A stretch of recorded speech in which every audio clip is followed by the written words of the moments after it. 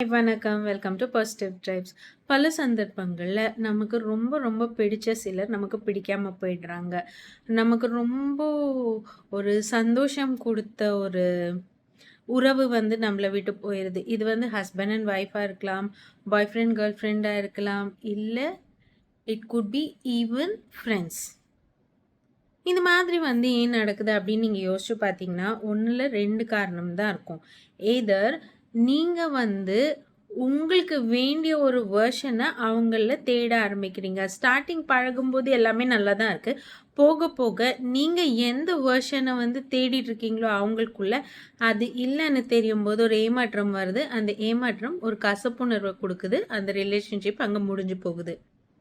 அப்படி இல்லன்னா, அவங்களோட ஒரு பாசிட்டிவ் விஷயத்தையே நீங்க அவ்ளோ நாள் பார்த்துட்ருக்கீங்க. ஆனா, ரொம்ப நாள் முகமூடியோட அலைய முடியாது இல்லையா? கொஞ்ச நாள் ஆயிட்டு அவங்களோட ரியாலிட்டி வெளிவரும்போது, உங்களால வந்து அத அக்செப்ட் பண்ண முடியல. இது ஆண்கள், பெண்கள் இருவருக்கும் ஒரே மாதிரியான விஷயம் தான்.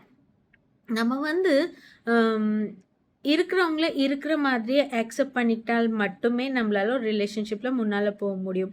உங்களுக்கு வேண்டிய வெர்ஷனா அவங்கள நீங்க மாத்த ட்ரை பண்ணீங்கனாலோ, இல்ல அந்த தேடின வெர்ஷன் கிடைக்கலன்னு டிசப்பாயிண்ட் ஆனீங்கனாலோ, கண்டிப்பா அந்த உறவு முறிஞ்சு போயிடும்.